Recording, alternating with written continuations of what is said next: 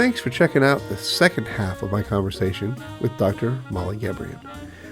Dr. Molly Gebrian wrote a book called Learn Faster, Perform Better, and it immediately became the most important book I have in my library about music, particularly about how to learn how to play music and play an instrument. What can we do in our practice to maximize our time? In this part of the conversation, we go in depth in the things that we talked about in the first half of the conversation. Very specific ways to improve your practice time and make improvements in your playing far faster than you ever thought possible. It's exciting stuff, and it's a treat that she is here to share it with us. I also want to restate my apologies for the video quality of this if you're watching it on YouTube. It's unacceptable, but the conversation is so good, I couldn't not share it with you. I want to apologize on behalf of the platform that I use to record it. They are inept, and what they advertise is not what they deliver. My apologies, and if you're listening, audio only, there's no problems. That clarinet player that you heard at the beginning of the podcast, once again, is Mr. James Danderfer. If you like what you hear, I'm going to leave a link in the show notes. Most importantly, I'm going to leave a link to this book, Learn Faster, Perform Better, in the show notes. And also, of course, wouldn't you know it, I'm going to leave a link for the Clarinet Ninja Dojo.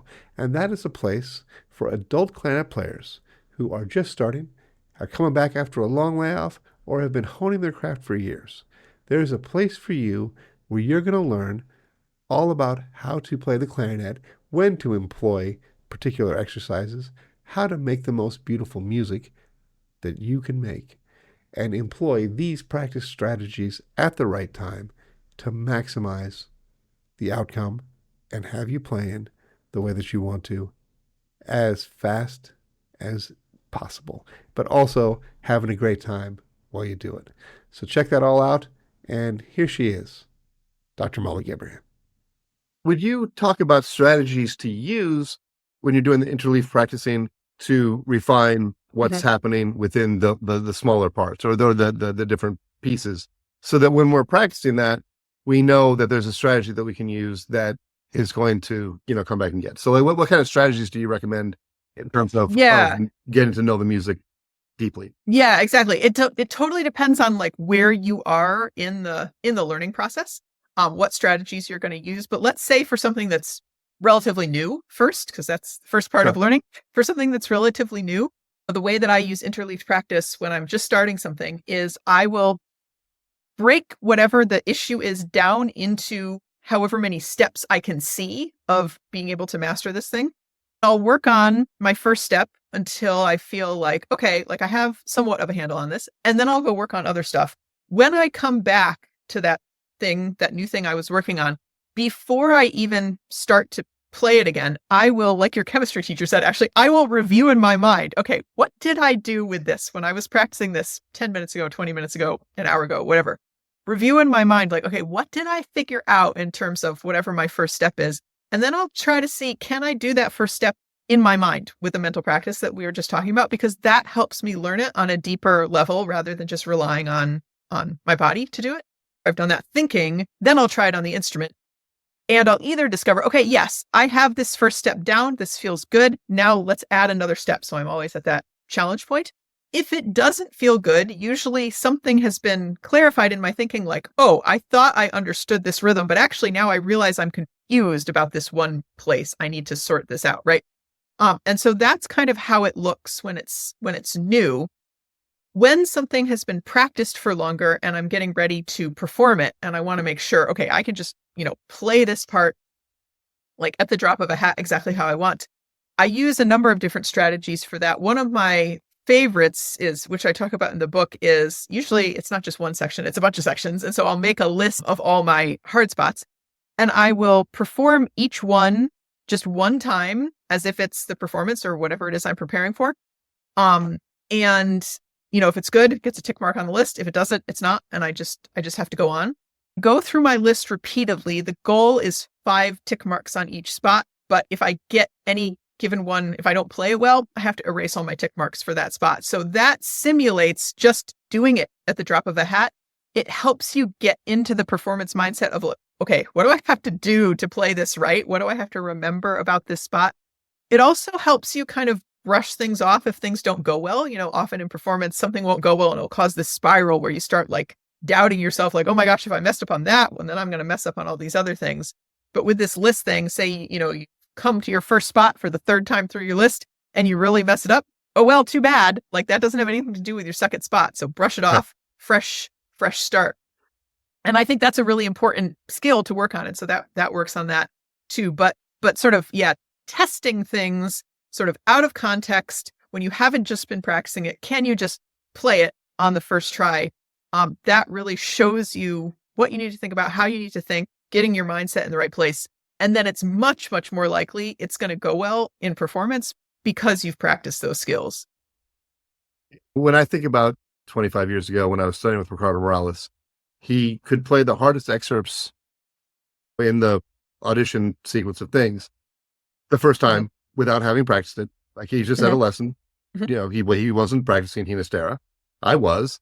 He could play it way better than me every single time on B flat clarinet or A clarinet. Yeah. And it was a stunning thing, but it really, it really goes to not only is he really good at music and playing the clarinet, his retention of those things is very, very powerful.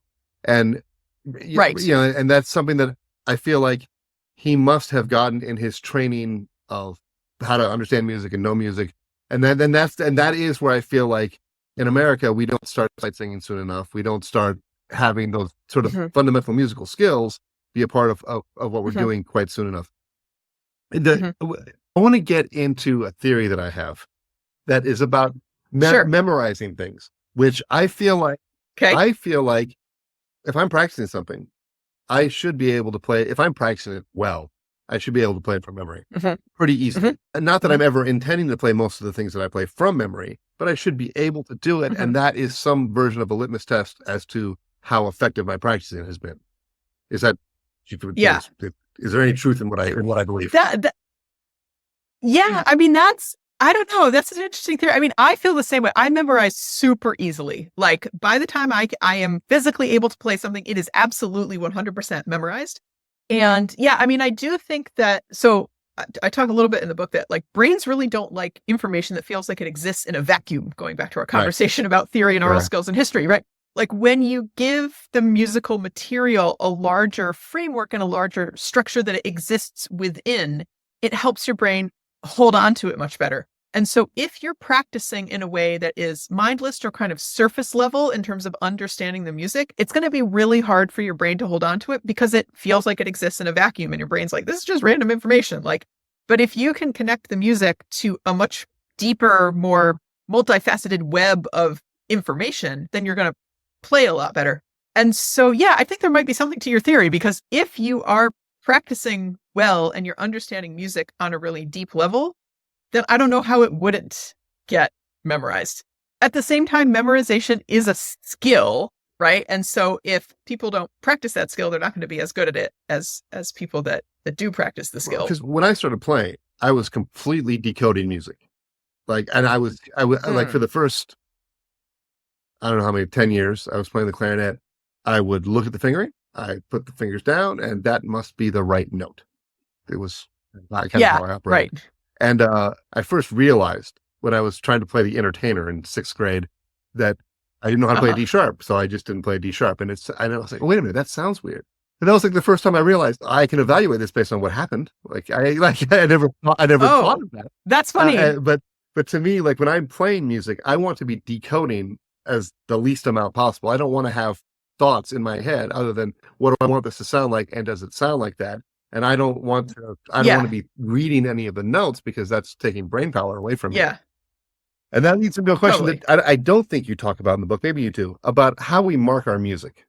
I've got I don't talk about the book. I've got really strong feelings about how I mark music. That is, I don't. Oh, cool. Tell me. I'd love to hear it. I don't put words in my music. I don't write any words in my music because that takes a part of my brain that is already in use. So I write a lot of samples. If I wanted to get, if I don't like to write a cello rondo, I like to write an arrow that points that direction. My brain processes the symbol much differently than it processes the words.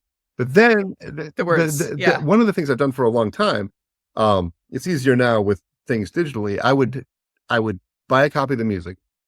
I would copy it 3 times. And then I would use one copy of the music to learn and write a bunch of stuff in it.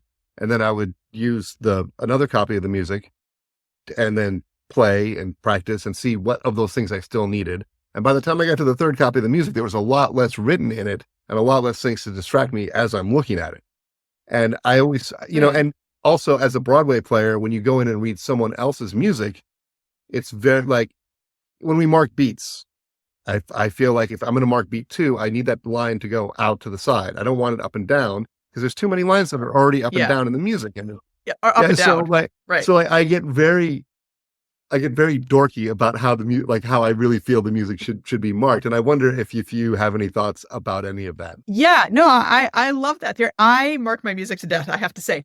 But you're right about iPads making it a lot easier to make multiple copies and mark things, because I do the same thing. And there's a lot of stuff that I don't want to see on my performance copy. I think you're right that it's very hard to read words, especially if there's a lot of words on the page when you're performing, and symbols are often much more like automatic.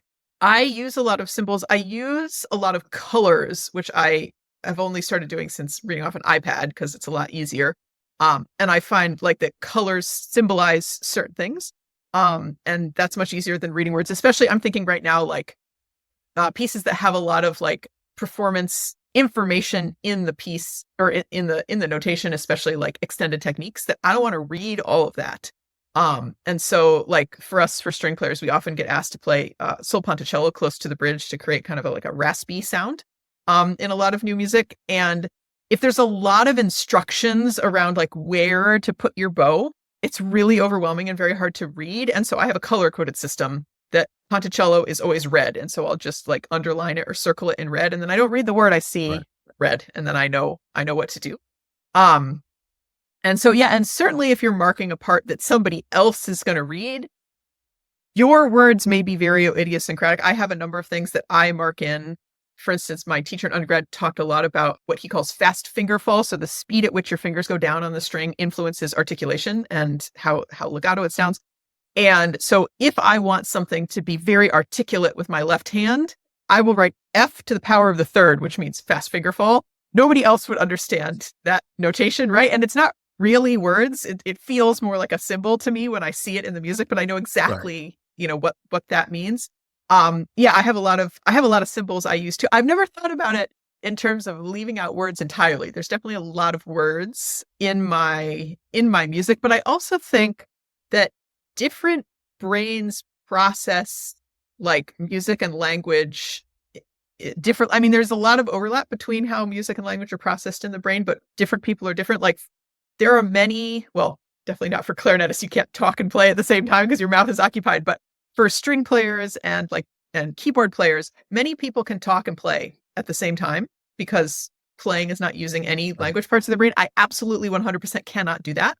And so the language areas of my brain are already being used a lot. And so adding more language doesn't feel disruptive to me because it's being used so much. But yeah, I really like your theory. I like experimenting with things. I should experiment with no words, just symbols to see how it feels to me, because I already do use a lot of symbols, like I was saying. Well, okay, I was checking our time here. I don't drink very often, but when I do, and I'm with musicians, I've got a rant, and it is this: I don't like to use digital metronomes in practice because I like the beauty and simplicity of traditional metronome numbers. I like when I'm practicing, if I click up once, it's 5%. If I click up 2, it's 10%. And the numbers work that out for me, so I don't have to worry about. You're right. Figure it out. If I click up 5, it's a different percentage, it's a different amount, right? Yeah. And so, I noticed and appreciated in your book, you spoke to the reality of the world, which is people are using metronomes that go up by 1, right? But I get so weird about it that like I don't like to play at 107. I want to play at 108. I don't want to practice off of a particular metronome number, which is probably overkill and has no value, but it means a lot to me in my practicing. I actually use the old Franz Bakelite metronomes that plug in when I'm at home because I like the feeling of how it clicks, and I know how many clicks I've made, And I'm curious to know, in terms of when people are trying to increase the speed on something, given that, I mean, I'm very beholden to my way of doing it, and that 5% is, I think, I don't even do 5%. Actually, tell me what you think about this. When I'm trying to increase the speed on something, I'll click up 2, down 1, up 2, down 1, up 2, down 1. So I have a chance to go back and clean up something that maybe was on the edge, right? So like, I don't, when I'm doing that kind of work, which I think just even that is probably mid-level practicing, right? That, I mean, I think that's probably not the best way to use time, but what I find a lot is when I'm at the end, like it's 4 days before the performance. Like I find it hard, like either I'm ready or I'm not ready, but I still feel like I need to keep playing it. Yeah. Right. I feel like I need to keep doing something. So like I do things like that. Do you have any strong feelings about traditional metronome numbers? I do. Yeah. Well, not traditional metronome numbers necessarily, but I do have strong feelings about clicking up because I do think that people do that in a really inefficient way. As a kid, obviously I used a traditional metronome because there were apps, right? But I use an app. I haven't used a traditional metronome in 25 years. So I don't have strong feelings about the numbers, but I do have strong feelings around clicking up. I think your way of doing it up 2, down 1 is better than just like going straight up. But in the book, I talk about something that I made up out of frustration called interleaved clicking up, which works infinitely better than just standard clicking up. It can often be a one-stop shop that you do interleaved clicking up and you can just play it a tempo for forevermore, which is nice, but it's a lot faster. It's a lot better. It's a lot more effective than just starting at a slow tempo. And even if you're going up and down, it interleaved clicking up works a lot better. So if you haven't tried it yet, I would highly encourage you to do it. Well, tell us what it is. Sure. So, interleaved clicking up, it's time consuming to describe, especially without a visual, but, I will do my best. There's a chart in the book, right? Can I put, there's a chart in the book. I'll try and put that on the screen while you're talking about it. Oh, cool. Okay, great. That's awesome. Because the visual I find really helps. If I describe it to people in words, people kind of, their eyes glaze over and they start getting lost. So what you're going to start with is you're going to take your passage and you're going to take the first beat of the passage only. And this step always feels a little silly, but it should make sense why you need to do it. So you take the first beat of the passage only and you click up just that beat, just beat 1, let's say, I use apps. So by 5, so 60, 65, 70, 75, blah, blah, from your start tempo to your goal tempo. That step should be exceptionally easy. You should be able to get to your goal tempo on beat 1 only very easily because it's only 1 beat. Right. So then the next step, you go back to your start tempo. So let's say 60, just for the ease of my example. And now you're going to play beats 1 and 2 together at 60.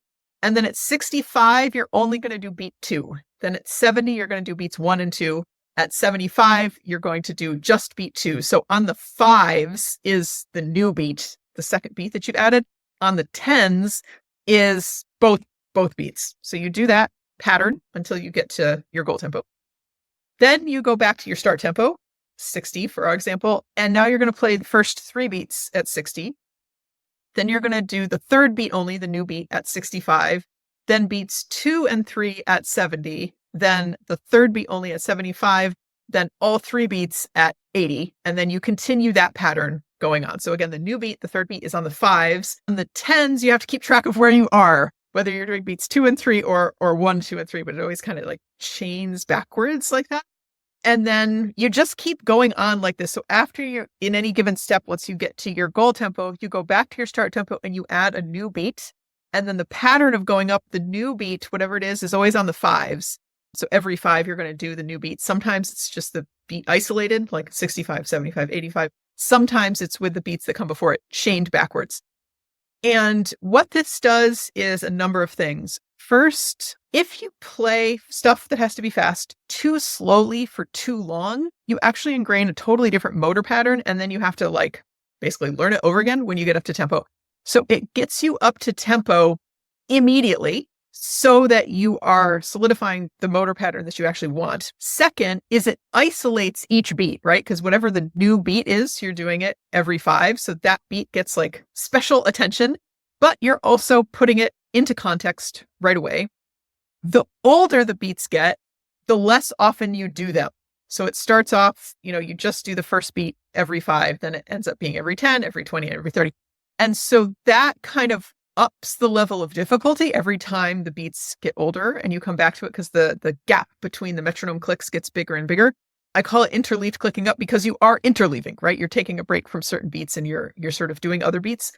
But like I said, I made this up out of frustration nearly 10 years ago now, actually.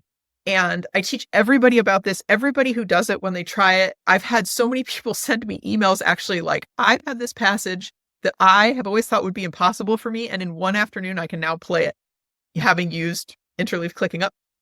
So I haven't done like traditional clicking up, which is just, you play your whole passage at 60 and then you click it up by however much. I haven't done that in like 10 years because interleaved clicking up just works so immensely better.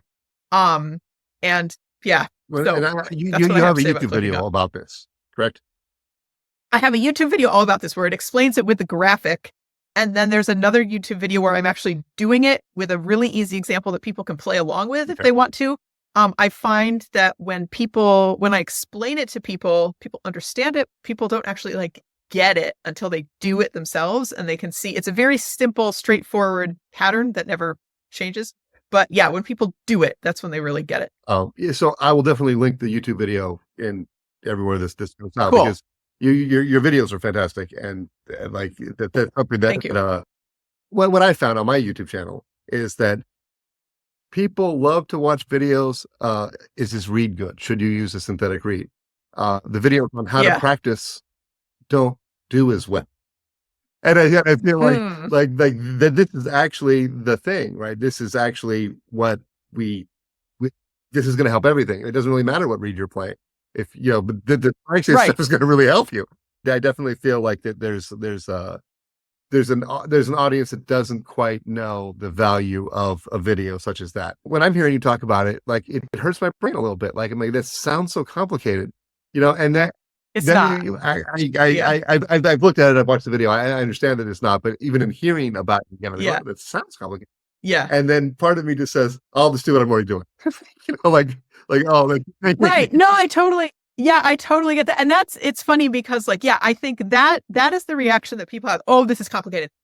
And with my students, I always describe it to them so that they can understand what's supposed to be happening. But then I do it with them in the lesson so that they can actually first of all, see the benefit. The minute you start doing it, you'll be like, oh, wow. Yeah. Okay. This is worth doing.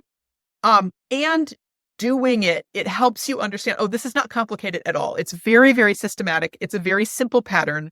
But I understand that, people have done what they've done and it's worked well enough. So why would you try something new? Right. But it does work a lot better. One of the things that I say frequently in lessons and in teaching is that understanding doesn't really translate into ability.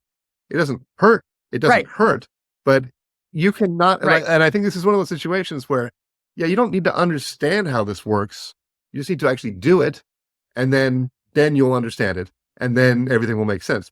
It's not, but if someone is waiting to understand it first, they can be waiting a long time. And it's just, we don't have that much time. You got to just do it and then figure, and then assess the value of it. I think is because I wrote a blog post the other day talking about the difference between process focused practicing and outcome focused practicing and how to blend them together and what to do.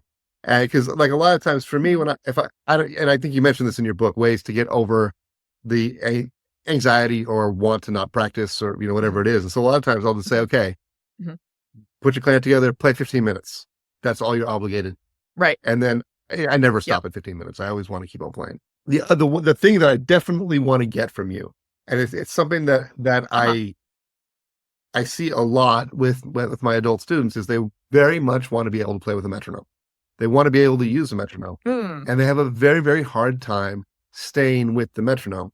You absolutely called out the two apps that I find most useful, which is Time Guru and the Tonal Energy metronome part of the app. The Tonal Energy app is just really one of the greatest things ever. And for $5, everybody should have it. Although I did send them an email that they ignored because I said, hey, can you make a setting to just click to the traditional metronome numbers? Oh, that would be nice. But they ignored you. Oh, that's too bad. Well, no, they didn't ignore me. They sent me an email saying, why on earth would anybody want that? So, okay, whatever. You do what you want. Interesting. I think a lot of people would want that. You're not the only person who really likes those traditional numbers. I think a lot of people would want that, actually. But the beat dropping is, I found to be the best way, the easiest entrance into using a metronome in a way that requires you to interact with it and hold the beat yourself and hold the tempo and hold everything yourself. Because the thing we're talking about, okay, so it's on 4 and then it's on 1 and 2. Sometimes it's on 2 and 4 or 1 and 3, 2 and 4, and then practicing on the offbeats. I found that to be the way to use a metronome to actually learn how to play in time and control, and which goes right into phrasing and how we want to control that stuff. But it's difficult to convince people to do that. But even from the beginning, having people who are just learning music be able to go from quarter notes to eighth notes, back to quarter notes and to eighth notes can be a real challenge. And I'm curious to know, like what would you suggest in a situation like that when someone is in earnest, really, trying to do that? So I know, like with the little kids, when I'm teaching little kids, we always use ta and ta-ti, right? Like, but even the little kids they'll instead of saying ta, ta-ti, ta, they'll say ta, ta-ti, ta. Right. So how do you nudge somebody into viewing the subdivisions? Right. Yeah, that's a great question. I think the most powerful thing is walking and playing or singing, so that you are, because when people can't stay with a metronome or they're having difficulty with subdivision, it means that their internal sense of pulse is really weak. And having the sense of pulse be really embodied is the most important skill to develop. And if you walk in time, so you don't have to walk around the room, just like walk at the speed of whatever beat you have to have. And like with your example of little kids, that like the student and the teacher are walking together at the same speed and saying together, ta, ta, ti, ta, ta, ta, ti, ta. So the student can feel how those syllables fit in with the beat, because the beat is in their body and it's not a cognitive thing and it's not something outside their body. Right. It's better than clapping. It's better than tapping your foot because it gets it embodied. So if someone can't stay with the metronome because they're rushing or dragging, I take the metronome away and I just have them walk at the pace of the beat, whatever that may be, and sing along first. Don't play along. And you don't even have to sing out pitches. Just sing the rhythm and the approximate contour, right? The pitches are kind of irrelevant. And you will be able to feel how the music fits with the beat because you're making the beat with your body. And then once you can walk the beat and sing it, then play on your instrument. It really helps to have the teacher walking if you're in the same space. If not, that's fine. It might not sound very good, especially for wind players, because it disrupts things, right? When you walk, but that's fine. It doesn't really matter. You're just trying to feel how the rhythms fit in with the beat. Right. So that would be the way to start. And then after that, going to the different rhythm games that I talk about, off beats only, beats 1 and 3, random beats missing, that kind of thing. I tried my hardest to retain this, and I haven't. And it's because I felt like what was super, particularly the second time I read the book, that just like, it was like, whoa, was talking about, how to play in time, which we covered, or how to learn how to use a metronome. And it really confirmed all the things that I thought for so long, which is a metronome is a tool that we should use primarily to make it not something that we need, right? It's we want to start to get it out of what we're doing, or use it in a way that helps us check ourselves, but we are actually doing what the metronome is doing for us. But also the idea of the tuner. I've been playing with drones for years and hearing resultant tones, which people like that to me is the way to learn how to play in tune. And the tonal energy app, again, is the only place that I know I can give myself a root and a fifth, and I can practice playing the third and two, right? Because it makes 2 notes. I've never seen another app make 2 notes, and I think it's just like it's an amazing. Audible. The one that I actually find tonal energy should be really, really overwhelming as an app. I use Tunable, and you can put in 7 notes into Tunable. You can put a whole chord in. It's so cool. I'll be checking it. But yeah, lots of apps actually now do multiple note drones, and it's so useful, like you said. Well, the part that I want to get more clarity on is the ability to sing that note and sing it in tune. I can't remember whether it helps translate it into playing in tune or does not. It was something that I want to understand better. Yeah, totally. So yeah, the research on singing and playing in tune, what the research shows is just practicing singing in general as just a thing divorced from your instrument does not help you play more in tune. But singing what you are trying to play does help you play more in tune. So if you give yourself the root and the fifth and you're trying to play the third in tune, if you can't sing that third in tune, you're not going to be able to play that third in tune. If you can sing it in tune, that doesn't automatically translate to being able to play it in tune.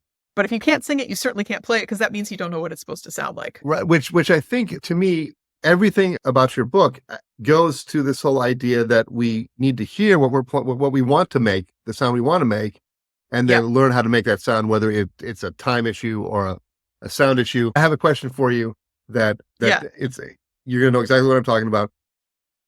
Go to the Clarinet Convention and you find a new mouthpiece. It solves all of your problems. Man, I'm never going to need another mouthpiece again. I only have 100, right? You know, like I said, I've had that same experience. Right. Because it solved everything. And then 3 weeks later, you sound the same and you got the same problems. Is there a way to use that moment of excitement and exhilaration of I found this great piece of equipment to foster what we're hearing in our head, to get that to actually hold with us so that like we do actually sound different 3 weeks later or 4 weeks later, or this does actually impact us in a positive way rather than we just going back to what we used to sound like before. And we found a way to create all those problems because those are the problems that are in our ears. Did you have any ideas about that? That's a great question. And that's a great question. And that is such I feel like that is such a clarinet, especially phenomenon, because string players, we don't do that. If we're going to get more equipment, we're going to be spending many, many, many, many, many thousands of dollars. And so people don't do that. But I mean, if you try something and it's like, oh my gosh, this is how I want to sound. And then, 3 weeks later, you sound the way you sounded.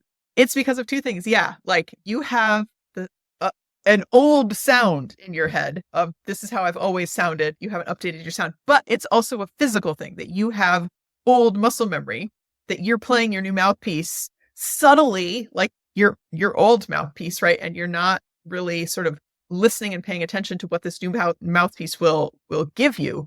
And so I think, like you were saying, like it all goes back to do you really know how you want to sound? Can you really hear that? Are you very clear in your mind about what you want to sound? Or is it just kind of vague? Do you have this general sense of, I just want to sound good, right? Or I just want to sound like X famous clarinet player without actually hearing that sound in your mind, without actually having that sound in your mind that you are trying to match or recreate or whatever. And also being able to feel, okay, this is the sound I want.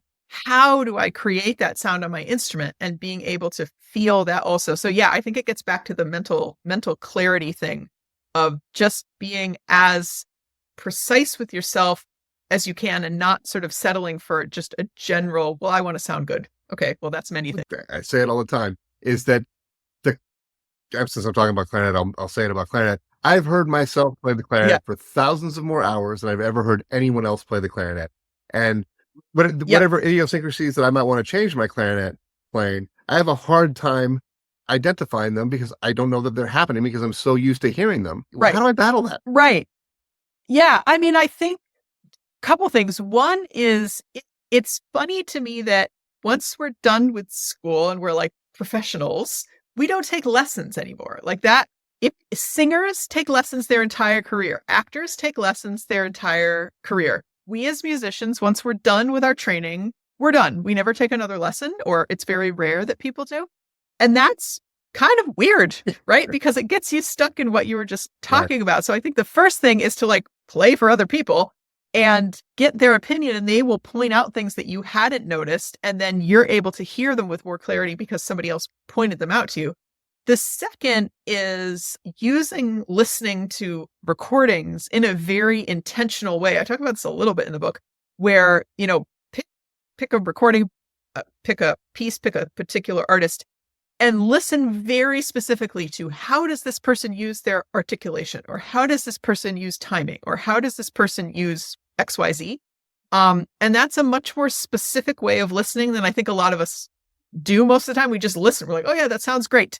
But we're not listening for specific details, and listening in that way can help you listen to yourself in a different way when you're playing. If you've just spent a whole afternoon listening to how different clarinetists use their articulation at the beginning of Mozart concerto, let's say, and then you go practice Mozart concerto, you're going to be much more aware of how you're using your articulation, and you might discover things that you hadn't heard before, especially if you're recording and listening back like we were talking about at the beginning.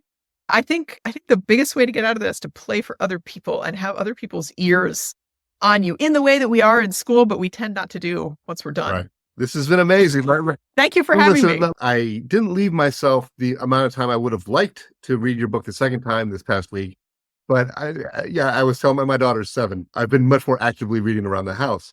And then I explained, I was like, I'm talking to a genius. I've got to finish this book. I'm hardly a genius. You don't have to agree with me, but I'm going to still say that that's true. This is really a book everybody that cares about learning how to play music should have. I've read a lot about books about how to play music, and a lot of them are great, but this is the real thing. It's the real thing, and you're having mentioned. I have a parasocial relationship with you because I've watched your videos. I know you're my videos, right? The kindness and the joy and the love of music and all these things about how to practice shine through in how you wrote the book. It's not only great information; it's fun. It's fun to read, and it's good. Fantastic. Thank you. That means a lot to me. That was my goal. I really wanted to write something that was accessible and enjoyable to read. Because if it's not enjoyable to read, like, why are you going to waste your time reading it? Or at least it's going to be harder to sort of get through and be receptive to the information. It's amazing. So thank you very much. Thank you. Thanks for having me. So there it is. Dr. Molly Gebrian delivering advice that we all should listen to. So thank you very much, Dr. Gebrian, for coming in. These ideas are going to really, really help. So buy the book, Learn Faster, Perform Better. There's really not much of a reason not to. It is a real tour de force, and one that we should all have in our home, one that we should reflect upon, that will help us really refine our practice, refine our goals, and get us to where we want to go. And that is something that the Clarinet Ninja Dojo will also do, so check it out. All of it's in the show notes, in the description. And don't forget to rate us and review us. Give us 5 stars, would you? Come on.